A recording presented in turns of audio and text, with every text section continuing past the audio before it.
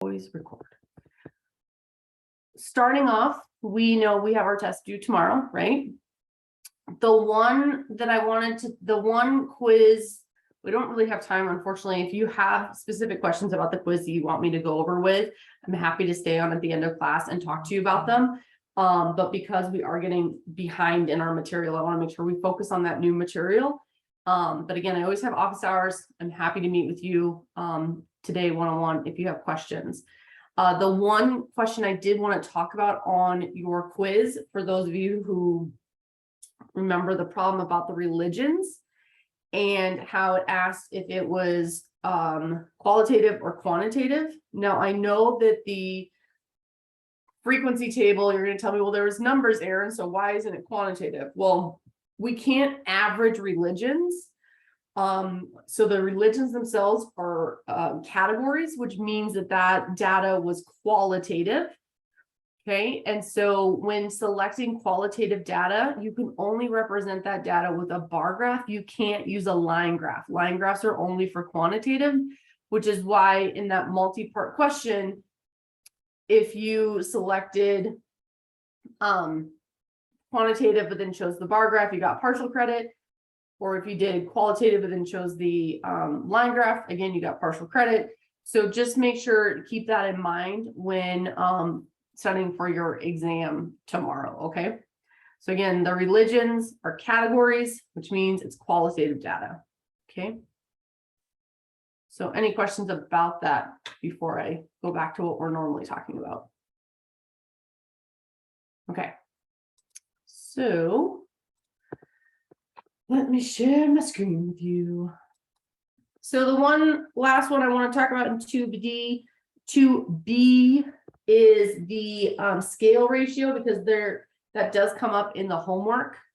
And so this is the problem that has to do with the distance from the Earth to the sun. And so I'm going to do part of this. I don't want to spend all of our time talking about it, but I do want to touch on it. And there is, again, a video in Eagle Online that covers this, but I just want to at least touch on it. So the distance from the Earth to the sun is 150 million kilometers. So Earth to sun, 150 kilometers. The diameter of the sun is 1.4 million kilometers. The equatorial just means the distance around the Earth at the equator. The equatorial diameter, so not around, but excuse me, straight through, of the Earth is 12,760 kilometers. Put these numbers in perspective using a scale model of the solar system with a 1 to 10 billion scale. So this scale is referred to as a unitless scale, and it's just giving us a relation. So when I was in elementary school, and I don't know if they did this in Montana, and I think they didn't, only because I grew up in California, so it was nice weather, and so we went outside a lot at all different times of the year. Or in Montana, you know, it's not always nice, but we had to recreate the solar system by standing out on like the soccer field, and each person was given like a different planet, and they had different distances, and we were studying like how kids build models of solar systems. Is this ringing any bells? Okay, so what we're doing is we're going to try to take the idea of that distance and put it in a manageable size, meaning something that we can relate to. And so that's why we're using this 1 to 10 billion scale. So the distance from Earth to the sun in real life is 150 million kilometers. Now, the word million, we can replace with 10 to the 6th, because 10 to the 6th is a million if we multiply it out. So that means we have 150 times 10 to the 6th kilometers is that distance. Now, I know 150 times 10 to the 6th is not proper scientific notation. If we wanted to write this in proper scientific notation, we'd have to move this decimal point 2 more times, giving us 1.5. Which means we need to increase our exponent to 8. So the scale is 1 to 10 billion. When we say the word 2, I want you to think of division there, meaning 1/10 billion. Now, the word billion is 10 to the 9th. Okay, that's what we place value wise, billion is 10 to the 9th.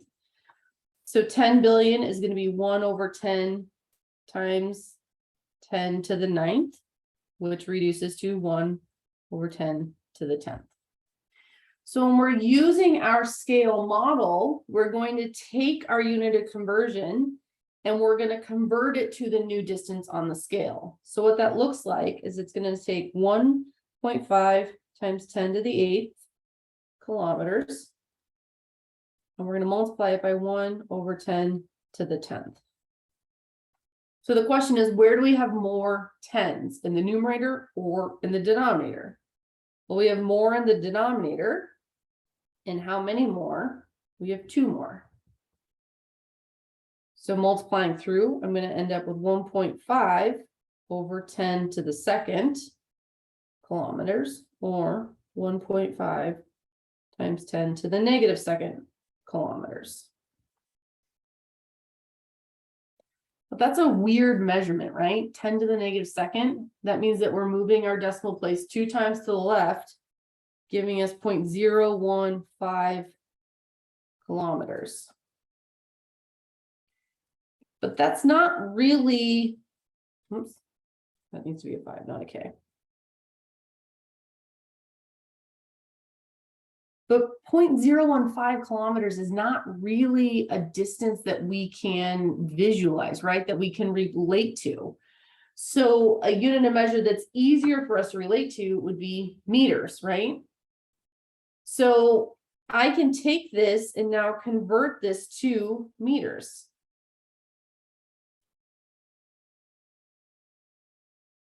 Now, on the example, on the homework problem, it will tell you the unit of measure it wants you to put it in. Okay. And so I'm going to convert this to meters. So I'm going to take 0.015 kilometers and I'm going to multiply it by 1,000 meters to 1 kilometer.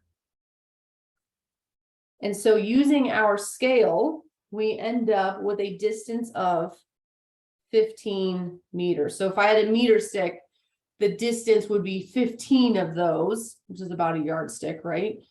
And if you lay them end to end, that's how far the distance from the sun to the earth would be on our model. That's not to say that that's what it really is, obviously, or else the sun would eat us up. But that's what we would be using for our model. The reason why we have a scaleless, a unitless scale is it allows us to shrink those distances down using the same units of measure. So the process here was first to write our amount in proper scientific notation, then multiply it by the scale, and then our resulting amount we wanted to convert to a more reasonable unit of measure that we could actually visualize. Okay. So on the homework problem, I'm trying to pull that up. Let me see if I can get it to preview for me.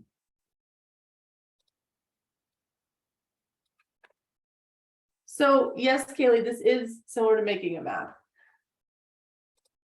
Let's see. Excuse me, I'm so sorry. I'm having terrible allergies today. Bless her. So the problem that I'm talking about is here in your homework. Let me show you new share. So it's number 25 on your homework. And so you've got this 1 to 10 billion scale, and it wants you to convert the diameter of the planets as well as the distance of the sun. You'll notice that they want your answer to be in millimeters for diameters and meters for distance of the sun. So what that means is you're first going to convert the distance using your scale, and then you're going to convert it to the unit of measure you want. Okay, so in our example here, we first did our distance to the sun, and then we want to convert that from kilometers to meters, because again, it's saying here your distance in meters, okay? So if we go back to our example, let's do one of the diameters to kind of give you the idea, because they're doing diameter to millimeters. So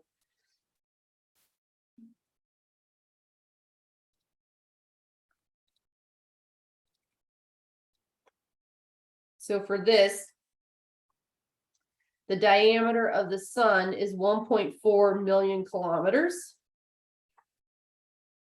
So let's convert the diameter of the sun. So I said 1.4 million kilometers. Let's go to the next page so I have more room. Okay, I have a question. Yes. Sorry.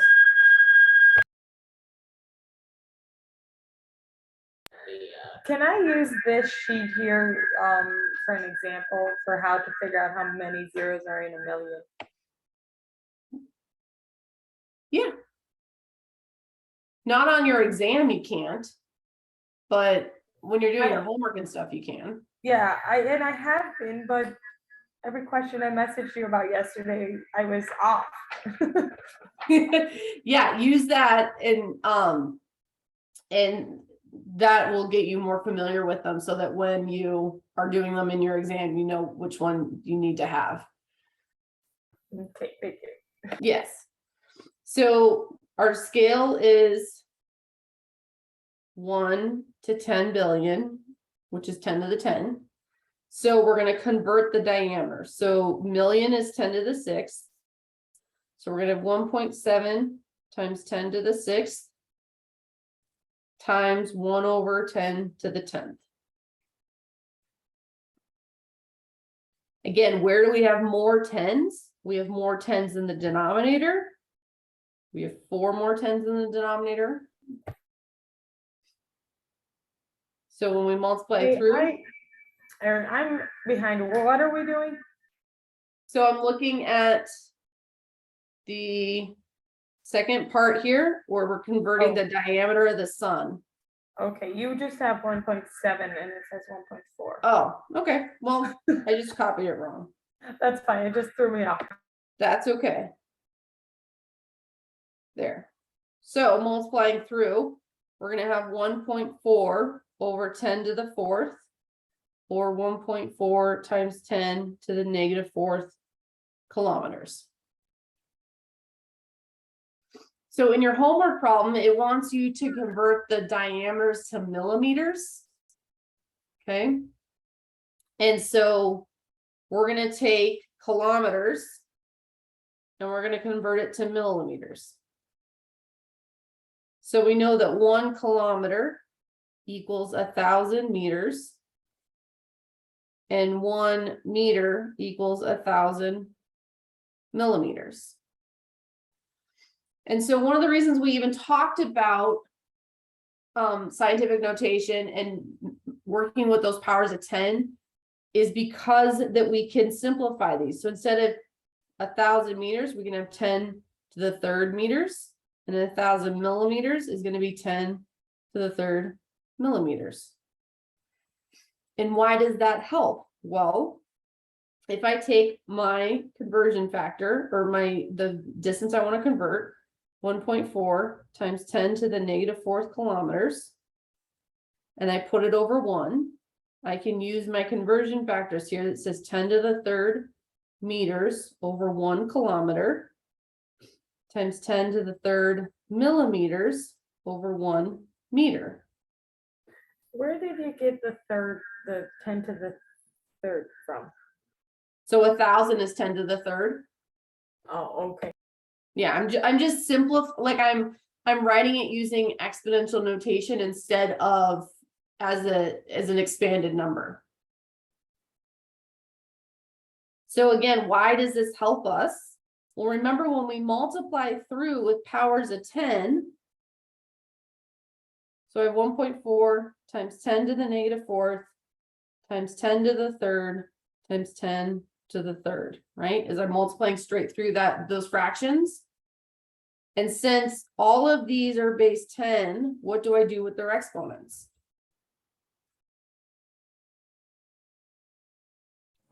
Add them. Yeah. So -4 and 3 makes -1. And -1 plus 3 makes 2. So this ends up with 1.4 times 10 to the second millimeters. Which if we expand this out, means I'm going to move it 2 times, giving us 140 millimeters is our diameter of the sun on our model. That was way easier than what I was trying to do at home. Way easier. So this is why we talked about powers of 10, right? So that we can simplify our calculations.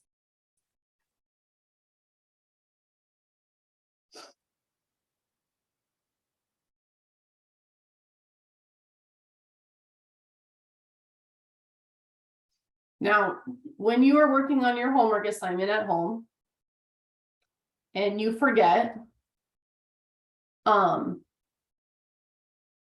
A, you can go back and watch this video, and B, I don't always suggest this because I don't like the suggestions they give you, but you know, you've got this view an example option here that will help you, that'll help walk you through the steps that I just did. Okay. One of the things I will warn you about view an example is that they might solve it differently than I solve it. Okay. And so I try to go with the most direct route, and they sometimes come up with some weird things. So again, show me an example, really powerful tool that you can help you when you're doing your homework, but just know it might not always solve it the exact same way that I solve it. Okay. But you always have the option of going back and watching the lecture video, right? I post those every day after lecture, and so you can go back and watch those. Okay. Plus, there's also the individual videos that are in there where things are broken down into smaller pieces. Okay, so we are now going to talk about 2C, which has to do converting between systems of measure. And so we're converting between the American system and the metric system. Now, in order to talk about these, we're going to want to look at the conversion sheet that's in your notebook. And I finally was able to download it to my iPad that I write on. So on the first page, we've got our American conversions. Below, we have our metric conversions. And then when we go to the second page, we have converting between systems. So the way this table is broken up, we have units of length, then units of weight, and then units of volume. Now, when it says American to metric, what that means is that you're starting with American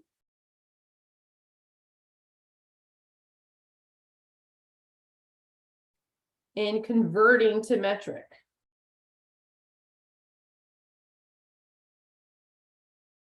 That's how you want to read that title, American to metric.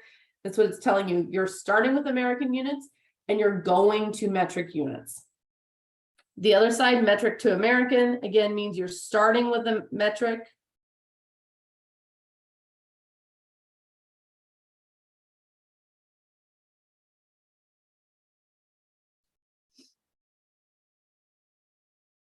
and going to American or converting to American.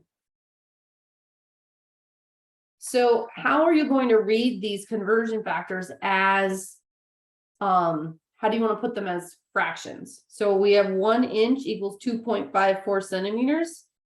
So since we're going to be going from American to metric, means we're going to be canceling those inches out. You would put this as 2.54 centimeters over 1 inch.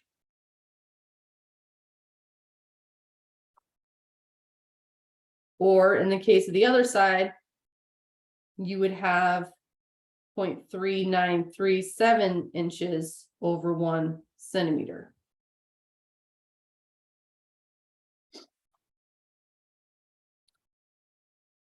So let's go back to the first page of 2C, and we can see what unit of measure we need to use. So it says converting measure of length. We want to convert 160 centimeters to inches, meaning we want to convert from metric to American. So we're going to start with our unit of measure on top, 160 centimeters. We're going to multiply it by the conversion factor that is related to 1 centimeter. The reason I'm doing the 1 centimeter is, again, I'm going from metric to American. I want to have my unit of measure cancel. And so I'm going to put the 1 centimeter in the denominator. When we look at our conversion sheet, that means we need to use 0.3937 inches because that's what's equal to 1 centimeter. And so 0.3937 inches is what's going to go in our numerator.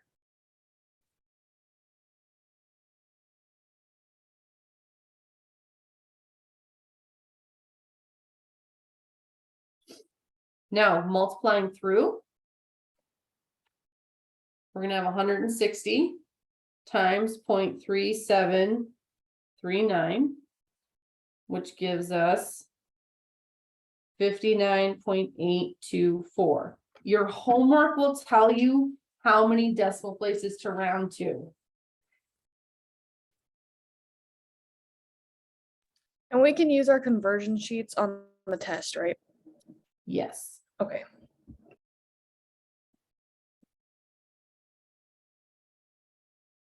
Oh, well, so did 0.3739, sorry. My dyslexia is rearing its ugly head today.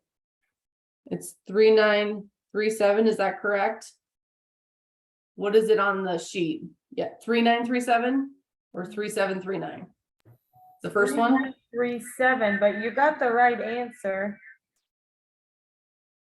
It's so 3937. My answer is So it should be 62.992. It's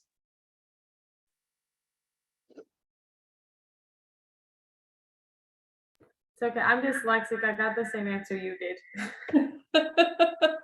That's okay. So, that's the problem with me switching back and forth, and why we want to have that sheet directly next to us all the time, right? Have it, the distance between where we're reading it to where we're writing it down be as small as possible, or else, disastrous things happen. Now, I get this question all the time. Well, what if I use that other conversion, which is the conversion that, what do we have? 2.54 centimeters equals 1 inch. Is that correct? Am I remembering it off of your conversion sheet properly? Okay. So if we did it the other way, using the other conversion factor, we could take 160 centimeters and multiply it by 1 inch over 2.54 centimeters. Our centimeters will still cancel, but instead of multiplying, we're dividing. So we're going to take 160 and divide by 2.54. This gives us 62.992125, blah, blah, blah, blah, blah. So still very close, okay? The reason why these are not exactly the same answer is because we are converting between two systems that they're not equivalent, right? Centimeters and inches are not, there's not an equal number, right? And so we are still using an approximate conversion. So I encourage you to be consistent in the conversion factors you choose, meaning you're going to want to have that 1 unit of measure of whatever it is in the denominator, because that's going to eliminate the number of times that your calculation might be slightly off from Eagle or from my math lab's calculation. So again, Kaylee, the reason why some people would divide instead of multiply is that in their profession, they might just memorize that, 2.54 centimeters equals 1 inch, right? This is really common in the medical field when we talk about converting between pounds and kilograms, the 2.2 pounds per kilogram. It's actually an even larger number of the equivalency, but it gets shortened down to 2.2. And so that's where you're going to see some people using a less accurate conversion factor of why they would divide instead of multiplying. I'm just telling you in order to be consistent. And no, it doesn't mean that you should be dividing instead. I'm just telling you how you would see it in the real world. I'm giving you a suggestion on how to be consistent in terms of getting answers that are going to match up with my math lab, for lack of a better way to put it. Because this one section, there's rounding issues. I've tried to adjust the tolerances as much as possible so that you don't get frustrated when your answer is off by 1,000th from what they think it should be. And one of the ways to be consistent here is to make sure we're always choosing the unit of measure that has 1 in the denominator, which will be consistent in the way that they're calculating the answers. Does that make sense? So let's look at another one, because of course we're not going to have just one, we're going to have 100 of these, right? So let's look at doing number 3, just below it. It says convert 44 yards to meters. So there is a conversion factor listed on your sheet that converts between meters and yards. So I want you to go ahead and calculate that. Send me your answer to 4 decimal places.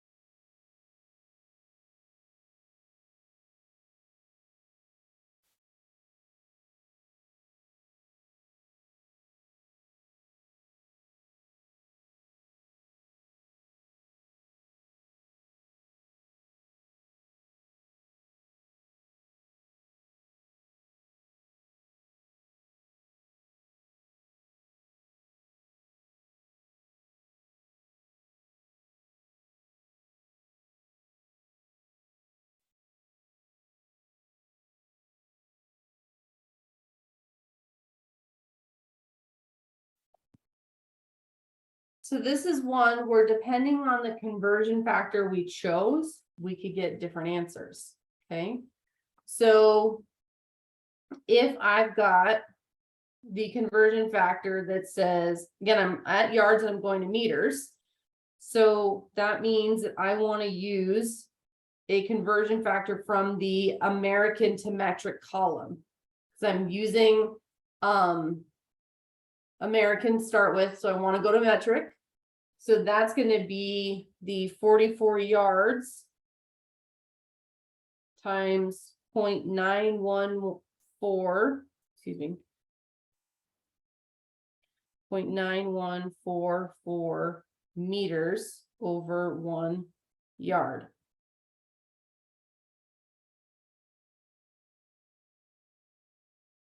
So multiplying, I'm going to take 44 times 0.9144, which gives me 40.2336. Now, if we use the alternative conversion factor, which is this one, 1 meter equals 1.094 yards, and we took 44 yards and divided by 1.094, we would get 40.219 0.37, blah, blah, blah, blah, blah. So some of you were sending me that answer, and that's still an accurate answer, but you can see how 0.2336 versus 0.2194 could cause you to be marked wrong in my math lab. And so that's why you want to think about what column do you want to select your unit of measure from, your conversion factor. So depending on what unit of measure you're starting with is the column you want to select your conversion factor from. Okay. Again, it's just to help with consistency so that you're doing it the same way every time, so that you're limiting those opportunities for frustration, basically. Okay. So go ahead and try, let's see, number 2 is going to give us a chain conversion. And I mean, that's good practice for us. So we want to go from 149.6 kilometers to feet. But if you look at our conversion sheet, we don't have a direct measurement from kilometers to feet, do we? We go from kilometers to miles. And then if we switch into our new unit of measure, we can go from miles to feet. So to give you a hint, you want to use the conversion factor that says 1 kilometer equals blank number of miles. And then 1 mile equals blank number of feet.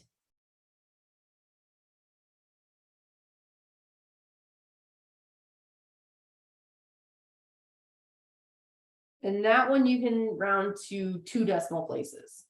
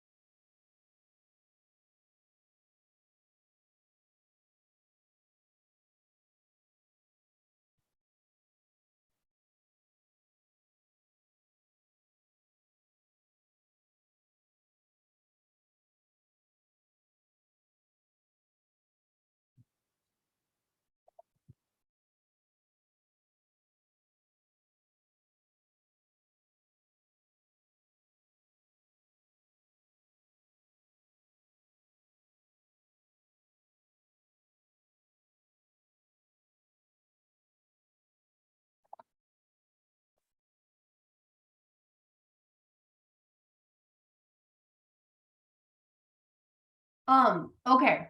So I really like the conversations that I'm having here and the answers that I'm seeing, because it raises a really good question.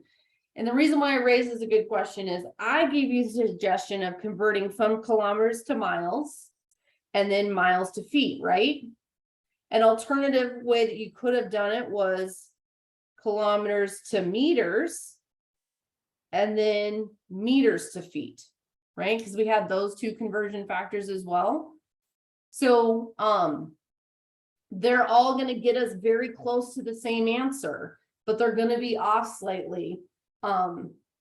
If you are doing the conversion and your answer is coming up wrong, I suggest looking at the show me an example, because that will give you an idea of what method they're taking as to why you could be getting the answer wrong.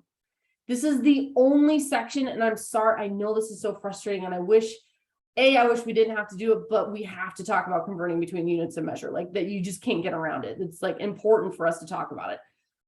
But I can't adjust the tolerances enough to where it's not going to cause discrepancies in the way that you would be approaching it versus the way they're approaching it. I'm just trying to give you the most direct way. So what I'm talking about is 1 kilometer is equal to, what do we have for miles? 1 kilometer is equal to 0.6214 miles. And then 1 mile we know is 5,280 feet.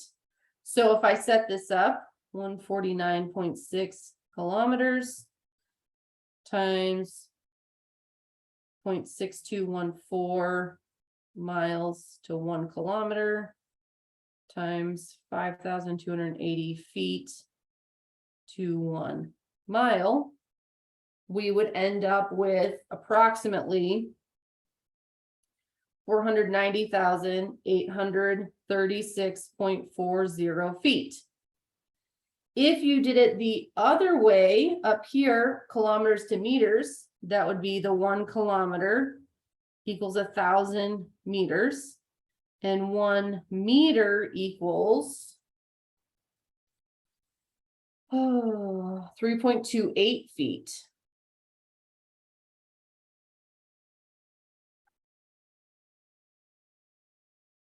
So setting that up, I would do 149.6 kilometers over 1 times 1,000 meters over 1 kilometer times 3.28 feet over 1 meter.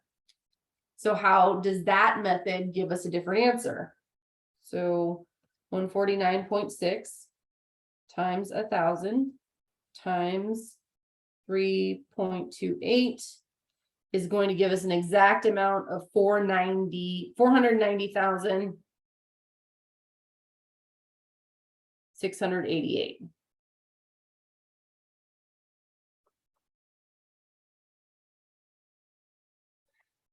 So again, they're different answers, right? And the reason for this is because we are converting between two unequal systems. Okay, so we just have to manage our frustration with this section. I'll be honest. There's not much more we can do than that. But like I said, if you're doing it and you are not getting the same answer, look at the show me an example to see what method they're taking, which will give you an idea of what units of measure they're using. Okay. Also, on the quiz and the homework, I am an intelligent human who can look at your work and say, oh, they used an equivalent conversion just because it doesn't match what the actual program thinks it should be. I know it's a reasonable answer and I can give you credit for it. So don't think ultimately that, like, if you don't do it the exact perfect way on the test that you're going to fail or something like that. The test being like the ones over this section, not what's due tomorrow. So don't get too upset, okay? So number 5 says convert 2 square kilometers to square miles. So I'm going to use, because we're going from kilometers to miles, I'm going to use 1 kilometer equals 0.6214 miles.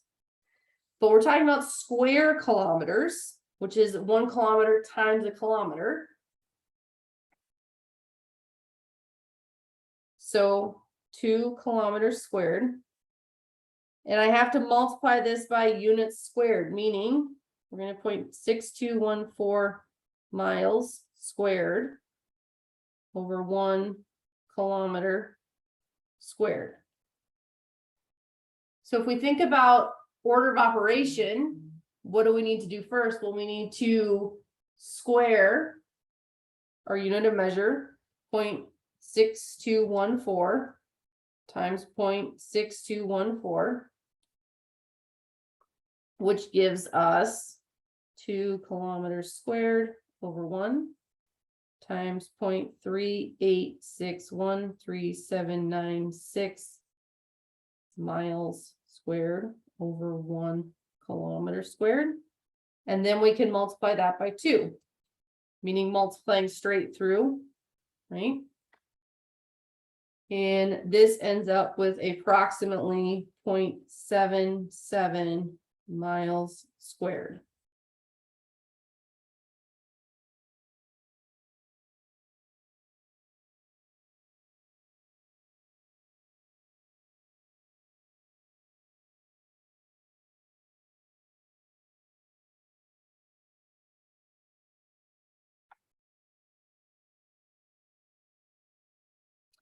Okay, in the interest of time, I want us to jump to units of weight.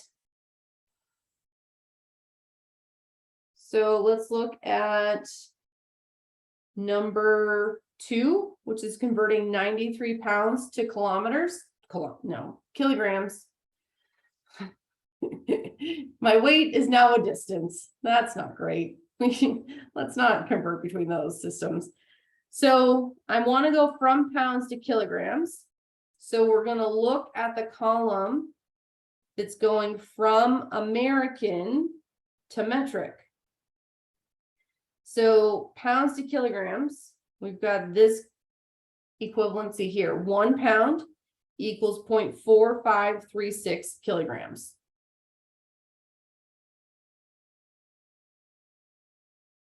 So 1 pound equals 0.4536 kilograms. So converting 93 pounds, we're going to put 93 pounds in the numerator. Then we're going to multiply it by 0.4536 kilograms over 1 pound. Again, the reason I like to use this method for choosing my unit of measure is because I like to just multiply through and have my denominators be 1 and not have to worry about dividing by anything. So 93 times 0.4536 is going to give us 42.1848 kilograms. Now, in the medical field, most people would just take a 93 and divided it by 2.2, which would give us 42.27 repeating. So it's slightly off, but that doesn't, I mean, again, it's off by such a small amount that it's okay. In the future, like if you move from this class to say Math 140 for nursing, we're going to talk about, I used to teach class, I haven't taught it for a couple of years now, but we talk about dosing based upon weight.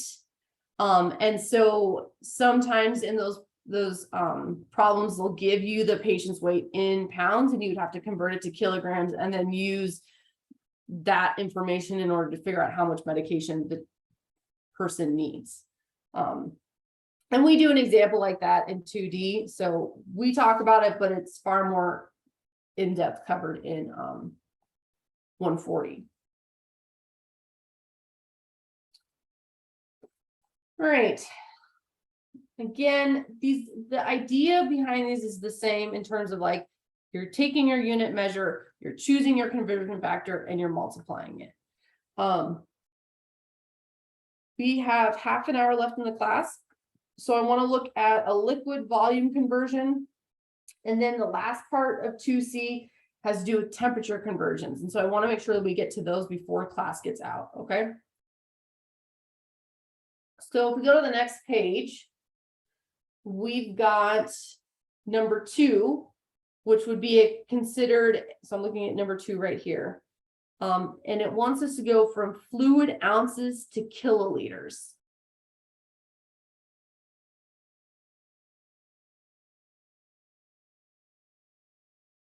And so for this one, I'm going to give you a hint. I want you to do fluid ounces to liters, and then liters to kiloliters. Those are the 2 conversion factors I want you to use.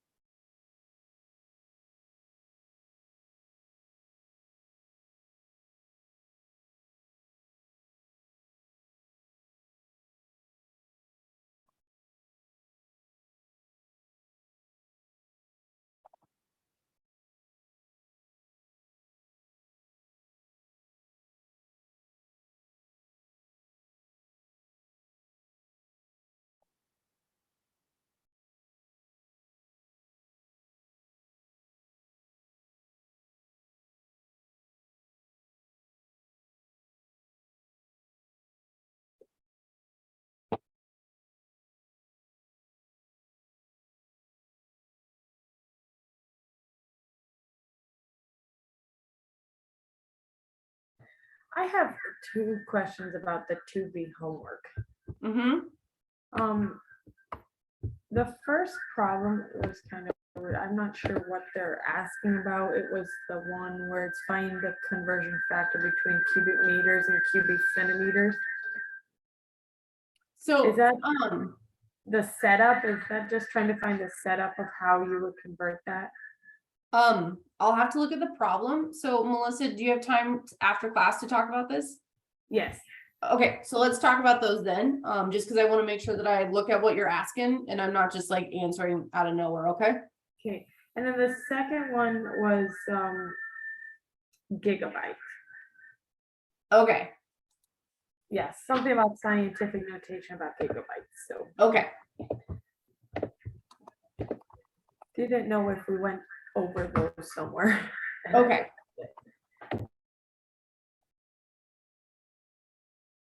So if we look at this one, we're gonna take 72,073 fluid ounces. And we're gonna multiply it by our first conversion factor that says 0.3, 0.030 liters is 1 fluid ounce. And then the next one is going to be that we know that there are 1,000 kiloliters and 1 liter. No. 1,000 liters and 1 kiloliter. There we go.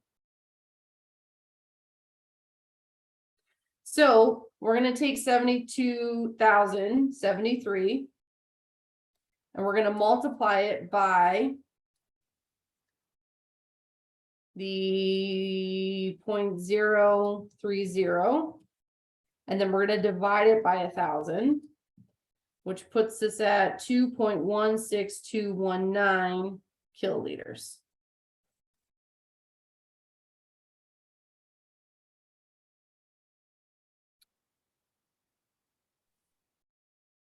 So for the rest of these problems, I encourage you to do them on your own and then check them against the answer sheet for the notebook that's posted in Eagle Online in the 2C section, just so you can continue to practice them. I want to talk about our temperature conversions though. So again, we get all the material covered at least. So we are going to be converting between Fahrenheit and Celsius, again, two worlds that we kind of live in terms of temperatures that we encounter, especially in the Flathead Valley with its proximity to Canada. You hear Celsius all the time. So we have two formulas. When we are going from Fahrenheit to Celsius, we take 32 degrees away from it and then multiply it by 5/9. If you look at the scales for Fahrenheit and Celsius, 32 degrees Fahrenheit is equal to 0 degrees Celsius, which is why we're subtracting those 32 degrees. When going from Celsius to Fahrenheit, it shows 9/5. The reason it shows 9/5 is that you can derive one formula for the other. I'm okay with you just doing 1.8 times degrees Celsius and then adding 32 to it. Because 9/5, if I put that in decimal form, is 1.8. So if you want to change this formula to say 1.8 times degrees Celsius plus 32, that's fine with me. So in the first section, it says convert the temperatures from Fahrenheit to Celsius. So because we're going from Fahrenheit to Celsius, we're going to use this first equation here. So writing it out, we're going to have degrees Celsius is equal to 5/9 times our degrees Fahrenheit, 45, minus 32. Order of operation says we have to simplify what's inside our parentheses first, which means we're going to have 15 minus 30, 45 minus 32, which is 13. And then we're going to multiply 13 by 5/9. Again, if you're doing this without a calculator, you would multiply 13 times 5, which would be 65, and then divide that amount by 9, which is going to give you 7.2 repeating, or approximately 7.2 degrees Celsius.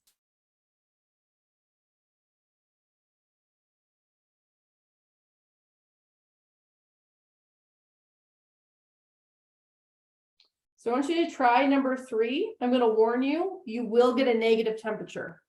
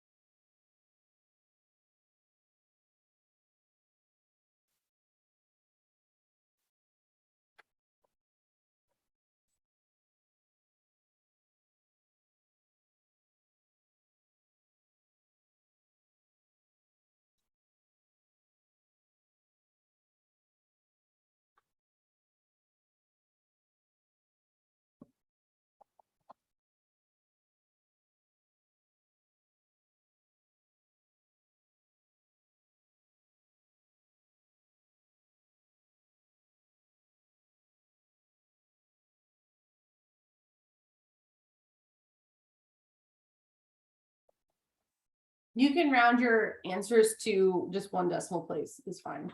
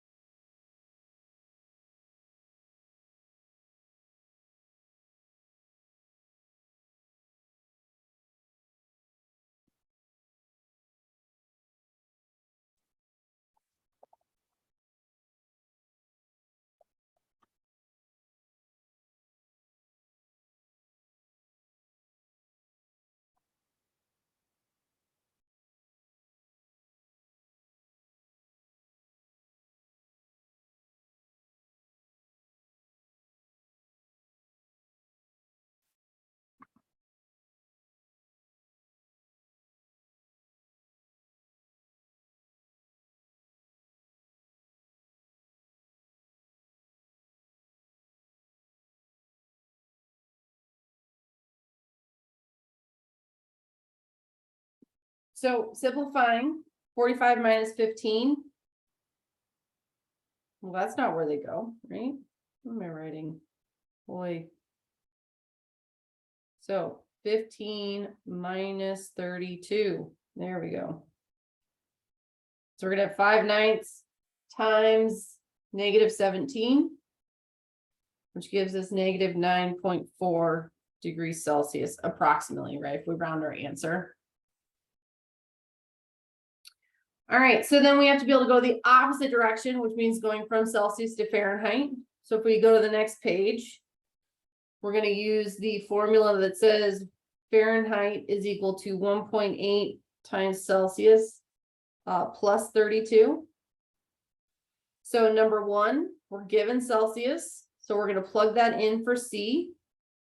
So degrees Fahrenheit is going to equal 1.8 times 20 plus 32.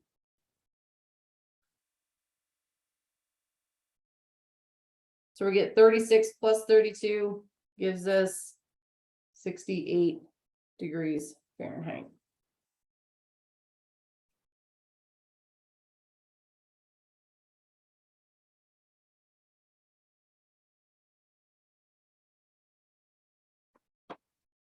It's interesting that Celsius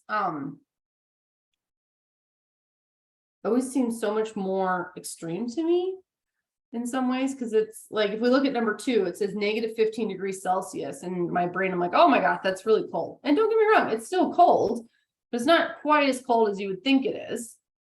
But then on the other side, if we look at number 4, 56 degrees Celsius, we think, oh, that must be pleasant, and it's not at all. So it's interesting how the two different systems of measure mess with our understanding of temperature. So what do you get for number 2?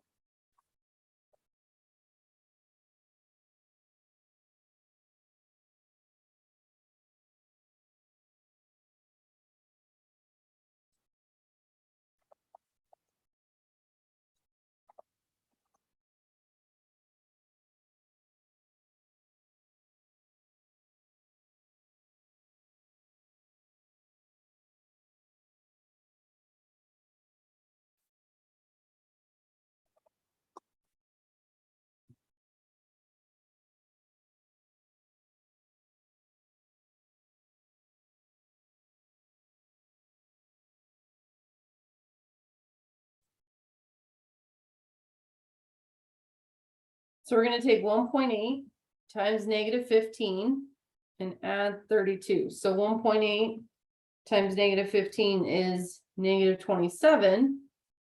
We add 32 and we get 5 degrees Fahrenheit, right?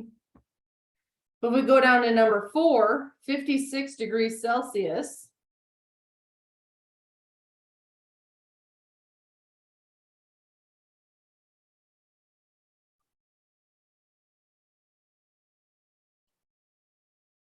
(1.8 times 56 is 100.8. So then we add 32 to it, we're getting 132.8 degrees Fahrenheit. That's real hot. So that is all of 2C. That's all the material from it. So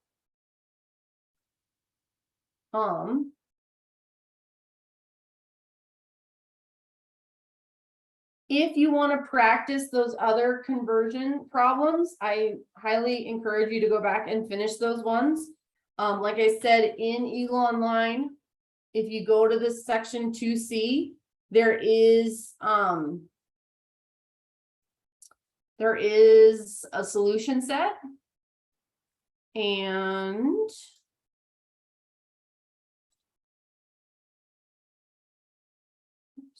I'm in the wrong section.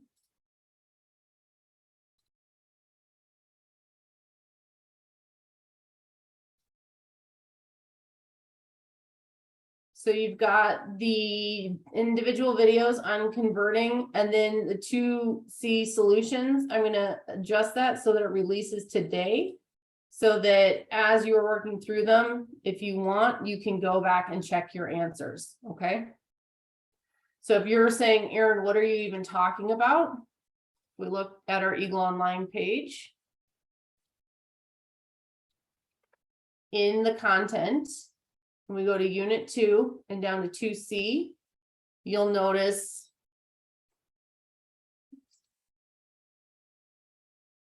that we've got our notebook page, the blank one. You've got the videos here. So if you want to go back and review any of that stuff, and then you've got the solutions to the notebook page. So you can pull those up. So if you click on them, you get my chicken scratch handwriting. Actually, this isn't mine. This is somebody else's, but we got them updated. And it gives you all of your answers. Okay. So that way you can check your work against what the answer should be. Okay. And if you look at it and you're like, that's not what I got, just email me. Okay. All right. Any more questions for me before I let you go? What specifically do we need to focus on for the test tomorrow? Just everything we learned since the beginning, or are you going to give us any kind of conversion sheets if we have to do that kind of thing for our tests? Like, So the test tomorrow is just over Unit 1. So it's everything from 1A to 1F. And again, remember you've got that review assignment. And so make sure you do the review assignment first. You have to get a 75% on it before you can take your exam. Okay. So, do we bring our written work home with us and turn it in from like home, or do we have them turn it in, the proctor? They should turn it in for you. Okay, So either Seth or Janet should scan it and email it to me. okay, and I don't think there's any like conversion charts we need to bring from Unit 1, do we? No, and then so in the future, when you take the Unit 2 exam, you won't bring your own conversion chart with you. They will provide you with one. Okay, okay. Yeah.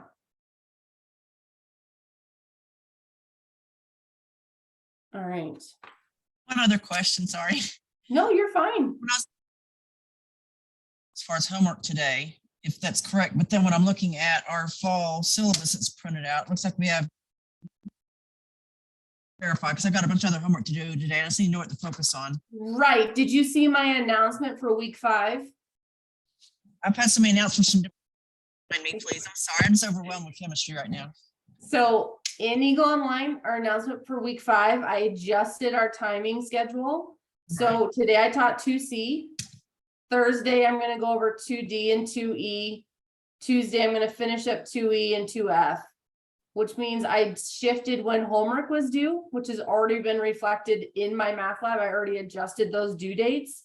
But the week 5 announcement in Eagle Online shows what those adjusted due dates are for those homework assignments. That's what I thought. I just wanted to clarify. That's all. Yeah.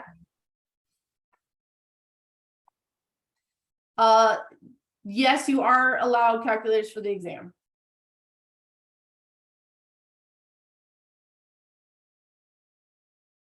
Okay. Are If you there have homework questions, 12 questions on the exam, right? huh? 12 questions on the exam?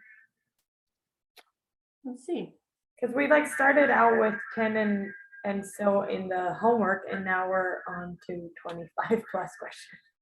So it just depends. It looks like the exam has 12 questions. It's not always going to be consistent. It has to do with more the amount of time and how hard the questions are. So these conversion homeworks are going to be a little bit bigger because we want you to have more opportunities to practice. But yeah, it looks like the exam has 12 questions.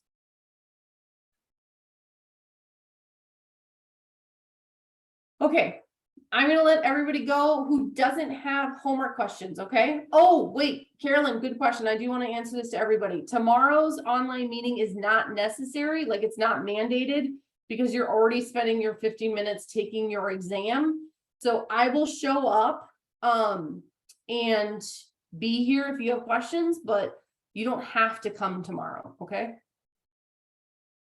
So there we go. All right, I'm going to stop recording. I'll answer any homework questions after that, okay?